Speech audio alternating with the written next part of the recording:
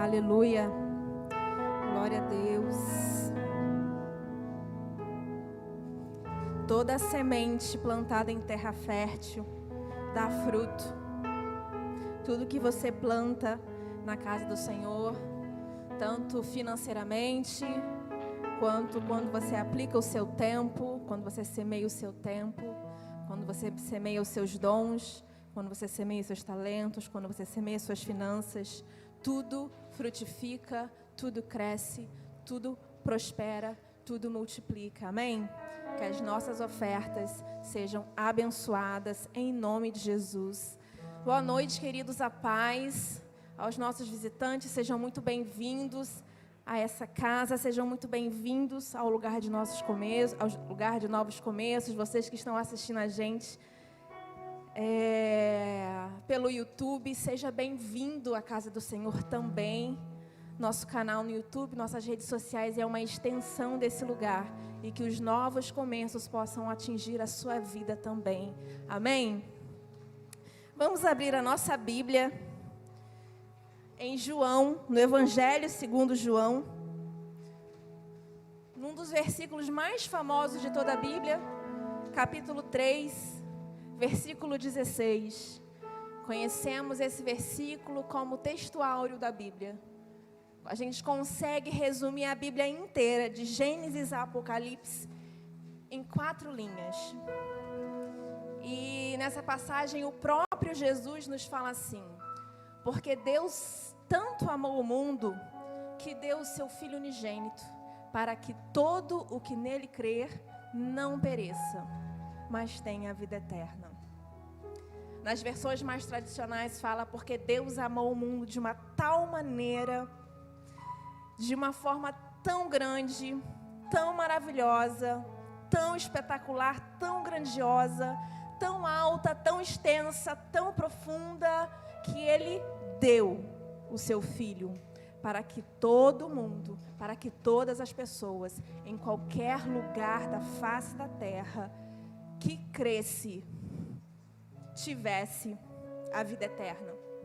E às vezes a gente lê esse versículo, a gente passa por esse versículo pela Bíblia, a gente lê, a gente vê esse versículo estampado em camisetas, estampado nas nossas redes sociais, a gente usa esse versículo como legenda, como status. A gente está sempre usando, sempre evangelizando ali com João 3,16, porque Deus amou o mundo de uma tal forma que Ele deu o seu único Filho, para que todo aquele que nele crê não pereça, mas tenha vida eterna. E nós já ouvimos tantas mensagens, tantos ensinos, tantas canções a respeito dessa mesma mensagem, que, vou dizer como João disse lá no Apocalipse, que se fosse contar não caberia tantas canções e tantas mensagens que a gente já ouviu em cima de João 3,16. E aqui vai mais uma. Vou acrescentar mais uma para o portfólio de vocês. Mais uma mensagem sobre esse versículo. Esse é um versículo, deixa o versículo para mim aqui, por favor. É um versículo que fala sobre eternidade. Acho que a palavra-chave desse versículo é eternidade. Ele fala sobre vida eterna. E é sobre vida eterna que eu quero compartilhar com vocês essa noite. Uma mensagem que o Senhor colocou no meu coração há algum tempo. E uma mensagem que sempre me faz pensar no sentido da vida eterna. Outro termo que é tão comum para a gente canta tanto sobre a vida eterna, fala sobre a vida eterna, mas às vezes, pela repetição, a gente acaba esquecendo quais são os reais valores e princípios e força do que significa a vida eterna. Uma coisa que eu acho engraçada é que esse versículo, ele traz a vida eterna de uma forma muito simples. Porque para todo aquele que nele crê não pereça, mas tenha vida eterna. É um versículo simples, não tem complexidade nesse versículo, não tem muito esforço. Ele só explica que Deus amou o mundo de uma forma tão grande que Ele entregou o seu Filho para qualquer pessoa que nele cresce não tivesse a vida eterna. É tão simples que a gente complica. Eu acho engraçado que nós temos dificuldade em aceitar aquilo que é simples. A gente tem facilidade em aceitar o que é complicado. O que é complicado, a gente se dedica mais. Porque a gente não entende, então a gente pesquisa, a gente estuda. E quando uma coisa é muito simples, a gente tem o hábito de deixar passar, de passar batido, ou de não valorizar, porque é simples. E a vida eterna, conquistar a vida eterna, é tão simples, que a humanidade não se dá por satisfeita com tanta simplicidade. E como diz a letra daquela canção, a gente complica tudo. Ah, não é possível que seja tão simples assim. Vamos complicar as coisas. Vamos tornar as coisas um pouco mais complexas. Simples assim, ninguém leva a sério. E aí, a gente volta lá em Gênesis 1. Gênesis 1, capítulo 1, fala assim: no princípio criou Deus os céus e a terra. A terra era sem forma e vazia, e o Espírito de Deus pairava sobre as águas. E disse Deus: haja luz, e houve luz. E o Senhor denominou a luz dia, e as trevas noite. O Senhor fez separação entre luz e trevas, chamou a luz dia e chamou as trevas noite. E foi assim, manhã do primeiro dia. E ali segue, você continua lendo o capítulo de Gênesis 1 e está lá.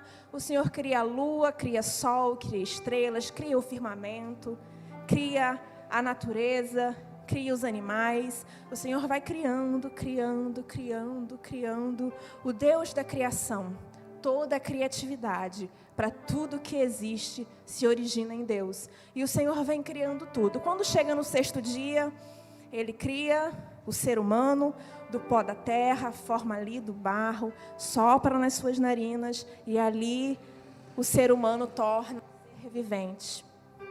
O tempo passa, o Senhor vê que não é bom que ele esteja só, então Ele faz uma mulher para acompanhar, para andar ao lado dele.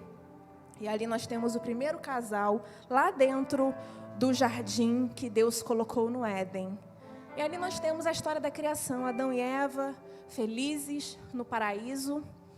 E Deus fala assim para eles: olha só, essa árvore aqui, ela é a árvore do conhecimento do bem e do mal. Não comam dela. Vocês podem comer de qualquer árvore, mas não comam dessa árvore, porque o dia que vocês comerem, vocês morrerão. Era simples, era só obedecer. Mas a gente sempre complicando tudo. Adão e Eva vão lá, complicam as coisas, influenciados pela serpente, provam do fruto do conhecimento do bem e do mal, desobedecem ao Senhor, caem e são convidados a se retirar do jardim.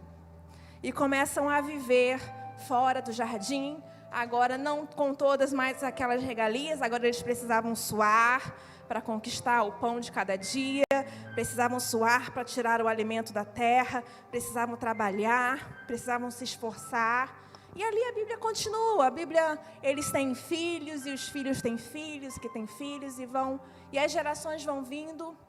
E quanto mais as gerações vão passando, mais a humanidade vai se estendendo, e mais a humanidade vai se afastando do Senhor. Adão e Eva se afastaram do Senhor quando eles desobedeceram, e a humanidade começa a seguir nesse caminho de cada vez mais se afastando do Senhor.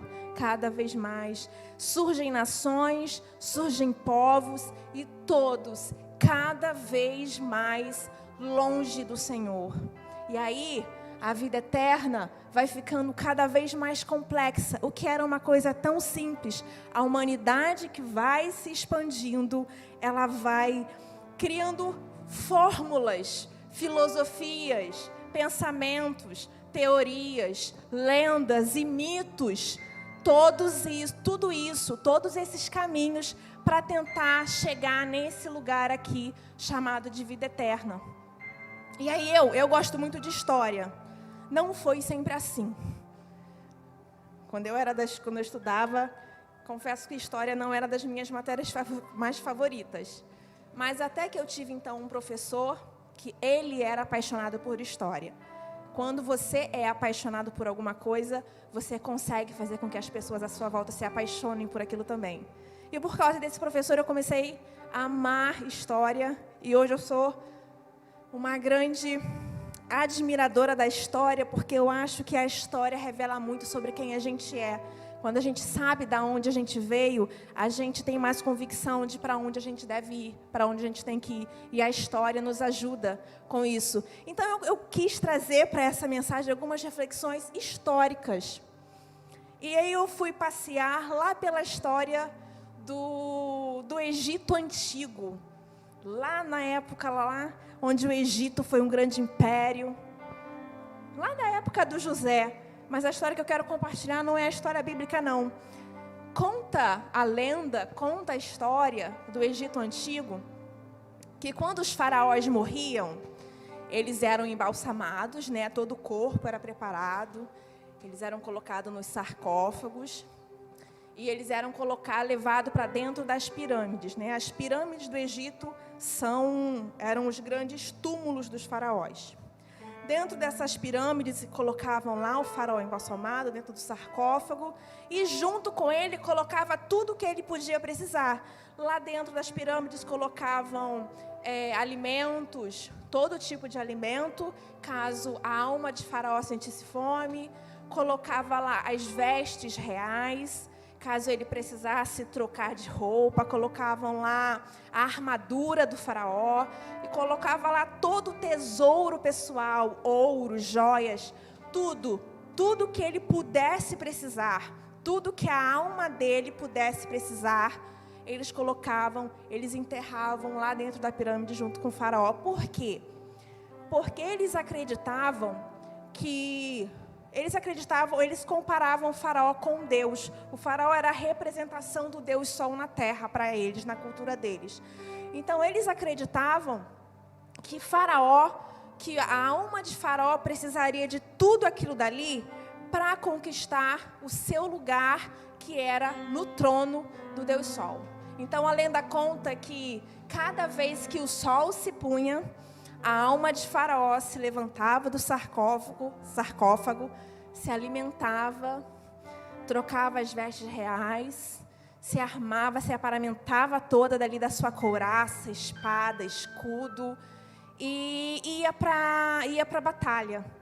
As paredes das pirâmides, elas eram revestidas, desenhadas, pintadas como um mapa. Era um mapa, toda ela revestida por dentro, era como se fosse um mapa do caminho que o faraó precisava fazer para sair daquela pirâmide e chegar no trono do Deus Sol. Então ele acordava, se alimentava, se vestia, se aparamentava com a roupa de guerra, olhava o mapa que ele precisava seguir e ele ia em busca do trono.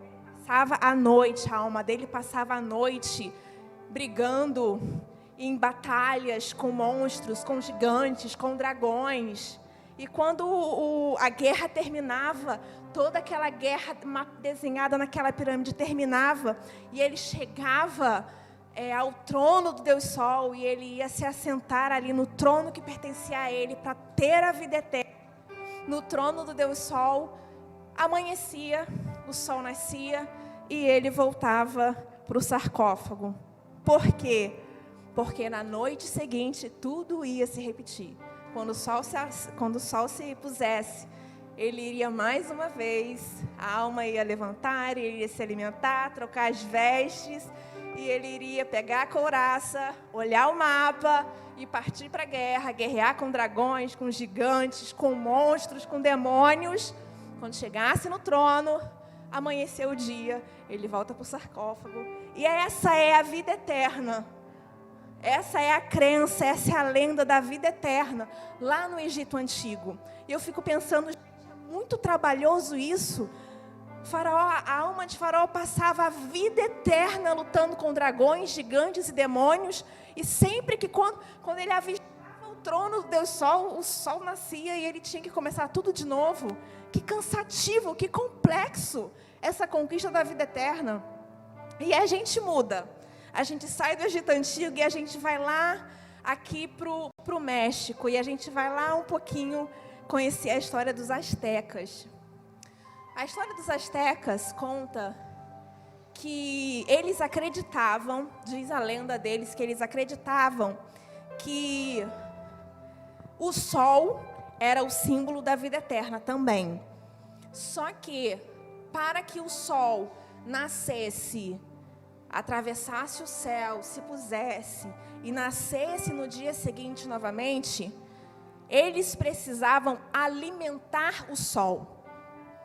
E caso eles deixassem por um acaso de alimentar o sol não nasceria e o mundo acabaria. Essa era a crença deles. E como é que eles alimentavam o sol? Eles alimentavam o sol com sacrifícios humanos. Eles sacrificavam suas crianças. A lenda diz que eles colocavam, a pessoa que ia ser sacrificada, ou as crianças, ou a mulher virgem, colocavam na pedra. O sacerdote ia lá, enfiava uma estaca no coração, arrancava o coração do sacrificado e oferecia ao sol. E por causa desse sacrifício, o mundo não acabaria e o sol se levantaria de novo. E então eles teriam mais um ano, mais um ciclo de vida. Essa era a crença da vida eterna deles. Caso eles deixassem de fazer sacrifícios humanos e o sol não se levantasse, o mundo acabaria. É muito doloroso, é muito duro conquistar a vida eterna dessa forma, a custo de vidas. E eles tinham tanto medo que o mundo acabasse, que as pessoas se ofereciam. O sacrifício não era doloroso. Os pais entregavam as crianças. Está aqui, eu ofereço meu filho em sacrifício para que o sol nasça mais uma vez. Muito doloroso conquistar a vida eterna desse jeito. E aí a gente vai ainda para mais uma nação, para mais uma cultura. E a gente vai lá para o Oriente agora. A gente chega lá na cultura hinduísta, onde eles acreditam que a vida eterna, ela vem a partir da reencarnação. A cultura hinduísta acredita que o ser humano precisa se reencarnar para atingir a perfeição. Então, a pessoa morre e reencarna em outra vida, e você vai reencarnando até atingir o nível de perfeição. Se caso em alguma das suas vidas você cometeu um erro grave, então você volta na próxima vida com mais uma chance de atingir a perfeição. Cada vida reencarnada é uma nova chance de atingir a perfeição. E quando esse ser consegue esse ápice de atingir a perfeição, então ele não é mais enterrado, ele é cremado. Ao longo do rio Ganges existe um lugar especial onde essas pessoas que, segundo eles, atingiram a perfeição, são cremadas. E naquele momento, aquela alma, aquele corpo ali que foi cremado, ele atingiu a perfeição, então ele não se reencarna mais. Ele atingiu o ápice, ele atingiu o que eles chamam de nirvana. Atingiu o ápice e a pessoa e aquela alma não se reencarna mais. Então eles vão. É uma vida de reencarnação em busca da perfeição. Para quê? Para conquistar a vida eterna. Tudo atrás da vida eterna. Todas essas lendas, todas essas histórias, todas essas religiões históricas, não só as religiões contemporâneas, mas as históricas, todas elas estão atrás disso daqui, estão atrás de vida eterna. E aí eu fico imaginando o Senhor, eu fico imaginando Deus lá do trono, falando: não, gente, não é nada disso, o plano não era esse, não é nada disso, vocês não entenderam nada, vocês não sabem o que é vida eterna, vocês estão tentando buscar das formas mais complexas possíveis, vocês não estão entendendo, vocês ainda não entenderam o que é a vida eterna. Vou explicar de forma prática. E aí Deus resolve explicar para a humanidade de forma prática o que é a vida eterna. Aí, há cerca de 2000 anos atrás, lá em Belém, lá no estábulo, lá no lugar onde onde as ovelhinhas dormiam, as vaquinhas dormiam, os bezerros dormiam, numa cama feita de madeira e palha, nasce o Rei da Glória. E ele nasce lá num lugar simples, num lugar humilde, num lugar desprezado. Ele nasce lá. E ali, naquele momento, Deus começa a explicar para a humanidade o que é a vida eterna. Ali, naquele momento. E a gente acompanha a história do Salvador, a gente acompanha a história de Jesus. Ele cresce ali. Ainda criança, ele é perseguido, né? E ele precisa fugir, porque estão tentando matá-lo. E ele foge para o Egito. E aí depois, quando tudo está mais seguro, ele volta para sua terra natal. E ele cresce ali, nas proximidades de Cafarnaum. E ali ele cresce, e quando faz 30 anos, ele começa o seu ministério. E aí a gente acompanha tudo que o Senhor faz, tudo que Jesus faz enquanto Ele está aqui, nesse planeta Terra. E a gente acompanha ali nos evangelhos, a gente acompanha os milagres, as curas, as ressurreições. Ele cura cegos, cura leprosos, Ele cura mancos, Ele cura aleijados, Ele ressuscita pessoas, Ele multiplica o alimento, Ele supre todas as necessidades de todos aqueles que se aproximam dEle, expondo para o Senhor as suas necessidades. Todo mundo que expôs para o Senhor as suas necessidades, o Senhor foi lá e supriu as necessidades. E ali o Senhor começa a ganhar fama, começa a ganhar seguidores. E os líderes religiosos da época começam a ficar preocupados com aquele crescimento, com aquela fama, e começam a planejar uma forma de exterminar aquele líder judeu e tramam a morte de Jesus. E aí a gente tem a passagem lá no Getsêmani, quando o Senhor está orando. E aí o Judas chega com os soldados para prendê-lo. Eu acho interessante que quando Judas se aproxima de Jesus e dá um beijo em Jesus, Jesus fala para ele: amigo, é que vieste. Jesus sabia o que Judas estava fazendo. Jesus sabia que Judas estava entregando a morte. Sabia que estava traindo ele. E ainda assim, Jesus o chama de amigo. E ele fala: amigo, que vieste. E então os soldados prendem Jesus, levam Jesus. E Jesus aquela noite, toda aquela noite, começa a pular de um lugar para o outro. E vai para o Sinédrio, do Sinédrio vai para Pilatos, de Pilatos volta para o Sinédrio, volta para lá. E aquela confusão, e pulam com ele. E aquela toda ali que você acompanha nos evangelhos. Até que chega o momento ali que ele está diante de Pilatos. E Pilatos pergunta para ele: o que é a verdade? E Jesus, sempre em silêncio, como um cordeiro levado a matadouro. Porque ele não estava sendo entregue. Ninguém entregou Jesus. Foi Jesus que se entregou. Ele se entregou. Ninguém o pegou, ninguém o prendeu. Foi ele que se ofertou. E ali ele sofre, ele apanha, ele leva centenas de chicotadas, carrega a cruz pelo caminho, a cruz, a coroa de espinhos na cabeça, é levado até o Calvário, prego nas mãos, prego nos pés, e erguem aquela cruz, e está ele lá, estampado, de braços abertos, todo ferido, todo machucado. Não só ferido fisicamente pelo que fizeram com ele, mas o profeta Isaías fala que ele levou sobre si todas as nossas transgressões. Todas as nossas feridas estavam sobre ele. Naquele momento ali, naquela cruz, ele não estava ferido só pelos açoites. Ele estava ferido por todos os pecados da humanidade. De todas as gerações, de todos os povos, de todas as culturas, de todas as pessoas que criaram essas lendas mais complexas para explicar e alcançar a vida eterna. Ele estava ali, carregando sobre ele, naquela cruz. Eu acho interessante que a Bíblia vai dizer que aquele momento ali em que Jesus está de braços abertos, lá no Calvário, ali o Senhor entregou o sacrifício derradeiro. E aí eu fui pesquisar o significado dessa palavra derradeiro, e eu achei 5 significados que são extasiantes, 5 significados que são absolutamente maravilhosos. Eu quero compartilhar com vocês aqui.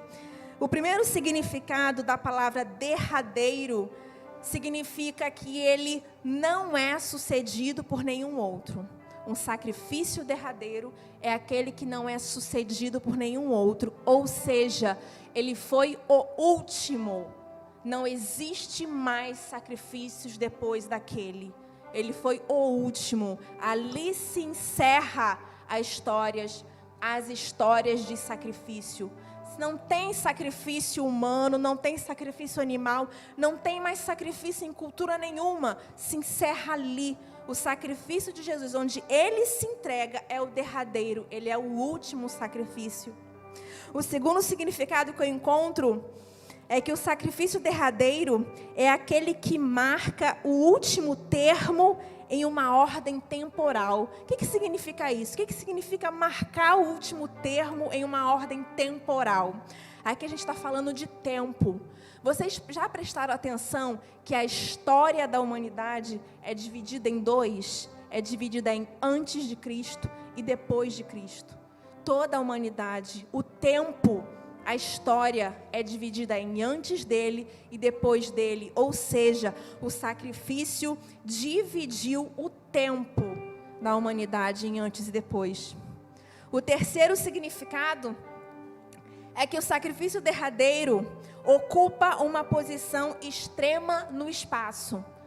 O que é algo que ocupa uma posição extrema no espaço? É algo que não tem como não ser visto. Não tem como não prestar atenção. Não tem como não fingir que ele não está ali.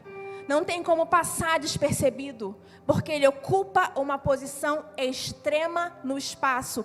Aonde quer que você passe, por onde quer que você passe, você vê, você enxerga, ele está lá. Ele está ao seu alcance, ele está ao alcance dos seus olhos. De qualquer lugar que você esteja, ele está lá. Não tem como não ver. O quarto significado é que o sacrifício derradeiro sobrevive a todos. O sacrifício derradeiro não padece, ele sobrevive. O sacrifício derradeiro não morre. O sacrifício derradeiro, ele vive novamente. E o último significado que eu anotei aqui, de derradeiro, é que o sacrifício derradeiro tem o seu final decisivo. Acabou. Acabou tudo. Tudo se resume a esse momento. Toda a humanidade se resume àquele momento em que Jesus está pendurado naquele madeiro, carregando sobre ele todas as nossas dores, todas as nossas enfermidades, todas as nossas necessidades, todas as nossas feridas. Tudo aquilo que nos atinge, tudo aquilo que nos aflige, tudo aquilo que nos entristece, que nos magoa, que nos fere, que nos derruba, que nos coloca para baixo, que nos faz sentir menores, que nos faz sentir fracos, que nos faz sentir inferiores, que nos faz sentir sem forças. Tudo está lá, nele.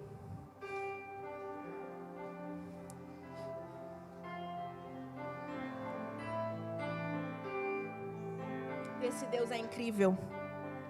Ele amou o mundo de uma forma tão grande. E aí, Jesus está lá pendurado no madeiro. Você já prestou atenção que você não consegue olhar para 2 lugares ao mesmo tempo? Você tentou agora e não conseguiu. Ninguém consegue olhar para 2 lugares ao mesmo tempo. Não dá. Você não consegue ter 2 focos simultâneos. Eu posso aqui, tá olhando aqui para esse púlpito. Eu estou enxergando vocês. Eu estou vendo que tem pessoas sentadas aqui perto de mim. Eu estou vendo que tem caixas de som aqui embaixo. Eu vejo até um vulto aqui de um instrumento aqui atrás de mim.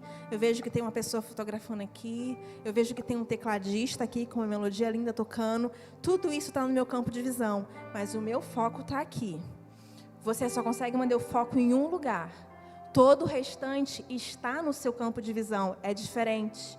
Você não consegue olhar para 2 lugares ao mesmo tempo. Você só olha para um. Vocês estão olhando para mim. E na visão periférica de vocês, vocês percebem que tem pessoas ao lado de vocês. E aí é que está o grande X da questão. Aonde está o seu foco? O seu foco está lá na cruz, no Senhor, que se entregou por você, ou o seu foco está aqui nas coisas materiais, nas coisas humanas, nos problemas que nós temos no nosso dia a dia? Se você mantém o seu foco aqui, naquilo que é humano, naquilo que é passageiro, você vai ver Jesus só por um vislumbre. Você vai ver o Senhor só como uma sombra. Porque o seu foco não está lá. Ele até está no seu campo de visão, mas você não consegue ver muito o que é que Ele pode fazer por você. Porque Ele está em segundo plano. O seu foco está aqui. O seu foco está no problema. O seu foco está na doença. O seu foco está na pandemia. O seu foco está no desemprego. Está na dívida. Está na traição. O seu foco está na depressão. O seu foco está aqui, em tudo aquilo que é humano. Em tudo aquilo que é terreno. Em tudo aquilo que é passageiro. Quando você tira o seu foco daqui de baixo e coloca o seu foco lá no Senhor, você não deixa de perceber o que está aqui embaixo. Você está olhando para o Senhor, você está vendo que tem problema. Você está vendo que tem tristeza, que tem angústia, que tem morte, que tem doença, que tem depressão, que tem suicídio, que tem drogas, que tem assassinato, que tem violência, que tem corrupção. Você está vendo tudo isso aqui embaixo, mas o seu foco está lá em cima. Isso daqui vira segundo plano, porque o meu primeiro plano está lá, o meu foco está lá, eu estou olhando para o Senhor, e quando eu olho para o Senhor, eu sei que Ele pode me ajudar em todas as minhas necessidades terrenas. Quando você foca na sua necessidade terrena, o Senhor pode não estar aos seus olhos ajudando você.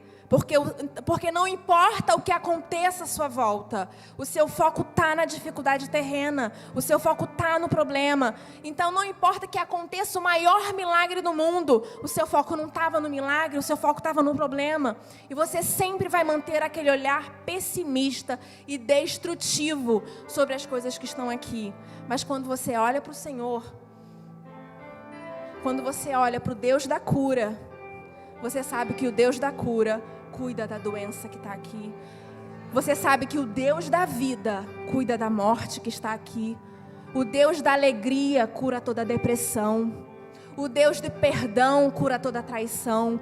Quando você foca no Senhor, no Deus da cura, no Deus do milagre, no Deus que supre todas as necessidades, tudo isso daqui vira segundo plano, porque o Senhor, que é o seu foco, que está em primeiro lugar, Ele te preenche por completo. A D'Angela trouxe a palavra aqui, que aonde está o seu tesouro? A Bíblia nos ensina que aonde está o nosso tesouro, ali está o nosso coração. O seu tesouro é o quê? O seu tesouro são essas coisas terrenas? Então seu coração está aqui. Agora, se o seu tesouro é o Senhor, significa que o seu coração está lá, que o seu coração está totalmente entregue a Ele. E você confia e você crê que tudo que você precisa está nele e vem dele. Amém? E aí a gente volta um pouquinho para a história. Eu já estou quase encerrando essa palavra. A gente volta um pouquinho para a história. A gente pausou a história com Jesus pendurado no madeiro. Ele ainda está lá. Na nossa história aqui, ele ainda está pendurado no madeiro. Aí a gente volta para a história. A gente volta lá para o Egito Antigo. Aonde está o Egito Antigo? O Egito Antigo virou história. Aonde está o faraó? O faraó virou história, virou lenda. Você ainda pode ir lá visitar.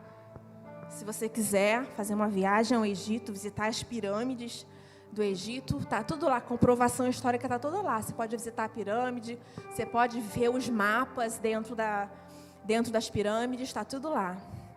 Mas não tem mais Faraó. O Faraó não alcançou a vida eterna do jeito que ele planejava. E aí a gente vai lá no México, e a gente vai lá nos astecas. Aonde eles estão? Tem rastros da cultura dele lá. Mas não existe mais ninguém. O plano deles de conquistar a vida eterna também parece que não deu certo. Eles não existem mais. Os sacrifícios não deram certo, os sacrifícios não adiantaram, porque eles nem existem mais.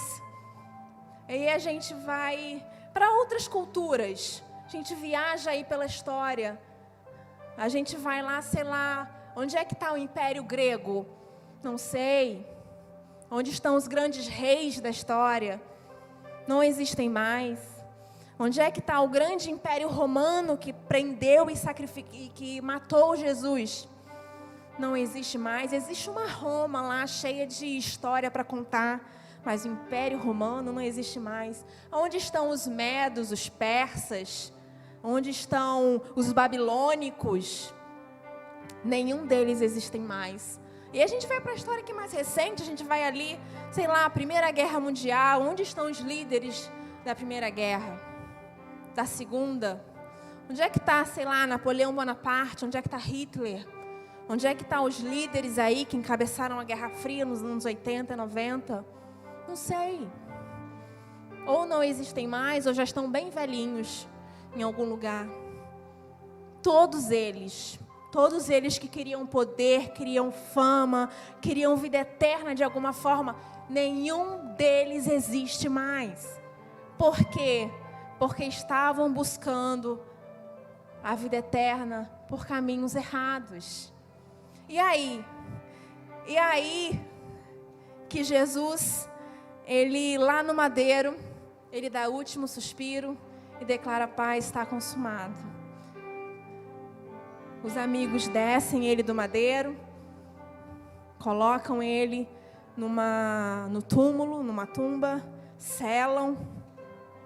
Passa o primeiro dia, passa o segundo dia, passa o terceiro dia. Aí uma tal de Maria Madalena vai lá no túmulo. Quando chega lá, a pedra está removida e tem um anjo sentado em cima da pedra. E ela, preocupada, pergunta: meu Senhor, onde foi que o puseram? Eu vim aqui para cuidar do meu Senhor, aqui para embalsamá-lo com esses óleos perfumados. Onde me fala, por favor, onde foi que puseram? Eu preciso cuidar do corpo do meu Senhor. E aí o anjo responde: Maria, por que choras? Ele não está mais morto. Ele ressuscitou. Todos os outros morreram. Jesus ressuscitou. E aí uma coisa que eu acho incrível, que ali naquele momento, nasce um novo reino. Aqui nessa terra. Não estou falando no reino celestial, estou falando de um reino aqui nessa terra. E esse reino que nasce aqui nessa terra, que nasceu aqui na terra 2000 anos atrás, se chama igreja. A igreja nasce ali naquele momento. E aí eu não estou falando de denominação, não estou falando de batista, assembleia, metodista, quadrangular. Não estou falando disso, eu estou falando da igreja do Senhor, a igreja que sou eu, a igreja que é você. Nós somos a igreja, nós somos o corpo de Cristo. Naquele momento, nasce a igreja do Senhor. Um reino aqui nessa terra, que já dura aproximadamente 2 anos. E por 2 anos, a humanidade tenta destruir e acabar com esse reino. Levanta governo, desce governo. Não estou falando só de Brasil, estou falando no mundo todo. Que tenta acabar com a igreja, que tenta destruir a igreja. Existem países no Oriente Médio onde é proibido cultuar, onde as igrejas são escondidas, onde as igrejas são clandestinas, porque é proibido, porque é contra a lei. É contra a lei adorar ao Senhor. Em todo lugar do mundo, a igreja subsiste. Quanto mais é perseguida, mais cresce. A igreja primitiva foi assim. Eles estavam ali num lugar tão confortável, todo mundo juntinho ali, reunido, cantando, adorando, dividindo os seus bens, até que eles começaram a ser perseguidos. Quando eles começaram a ser perseguidos, eles se espalharam. Quando eles se espalharam, o evangelho se espalhou junto. E o evangelho chegou a todos os cantos, aos 4 cantos da terra. E aí uma coisa que eu acho interessante: o Egito antigo não existe mais, assim como o seu líder também não. Todos os outros governos e reinos e poderosos, ninguém existe mais. Por quê? Porque o seu rei também não existe. Só que aí, o que acontece com a igreja? O que acontece com o rei da igreja? O rei da igreja, ele ressuscitou. A igreja vive porque o rei dela vive. O rei Faraó morreu. O sacerdote asteca morreu. Os hindus estão tentando a todo custo, com todo tipo de reencarnação, se manterem firmes e alcançarem a vida eterna. E a gente está aqui. O nosso rei vive. O nosso rei ressuscitou ao 3º dia. O líder da igreja vive. O líder da igreja está vivo, está sentado no trono. Nós aqui estamos de pé e permaneceremos de pé por mais de 2000 anos, se for preciso. Sabe por quê? Porque o nosso rei vive. Ele não está morto como os reis humanos. Ele não está morto. Você que está assistindo pela internet, preste atenção. Todos os líderes da história morreram, mas o líder da igreja está vivo, está sentado num trono de glória, e toda a igreja está prostrada, adorando diante dele. E nada vai derrubar, nada vai parar a igreja. Quanto mais perseguição houver, mais nós vamos nos multiplicar, porque o nosso rei vive. Dê um glória ao Senhor, grita ao Senhor, adora, porque Ele está vivo, Ele não está morto. Você não é liderado por um rei que está enterrado num sepulcro. Você é liderado por um rei que está vivo. E aí a gente olha para a eternidade. Porque Deus tanto amou o mundo que Ele deu o seu Filho unigênito, para que todo aquele que nele crê não pereça, mas tenha vida eterna. E aí o Senhor está falando assim para a gente: não tem nada que vocês possam fazer que possa garantir a vida eterna de vocês. Nada. Não existe sacrifício, não existe boas atitudes, bom coração, nada, absolutamente nada que vocês possam fazer para alcançar a vida eterna. Porque a vida eterna quem dá sou eu. Todos os outros deuses de todas as outras religiões históricas e contemporâneas, a gente entende que eles exigem que os seus servos façam sacrifícios para que eles alcancem uma proximidade com os seus deuses. E aí vem o nosso Deus e fala: não, vocês não têm que fazer absolutamente nada. Quem faz sou eu. Sou eu que entrego o meu filho para morrer no lugar de vocês. O sacrifício não é de vocês, o sacrifício é meu. É Deus quem dá o sacrifício. Não sou eu que me sacrifico, é Jesus que se entrega no meu lugar. E Ele dá o sacrifício derradeiro. A vida eterna é isso. Simples assim. E aí você só precisa crer. É só isso, gente. Nós só precisamos crer. Nós não precisamos nos esforçar. Nós não precisamos lutar. Nós só precisamos crer, porque Deus amou o mundo de uma tal maneira que Ele deu o seu Filho, para que todo aquele que nele crê não pereça, mas tenha vida eterna. É simples assim, você só tem que crer.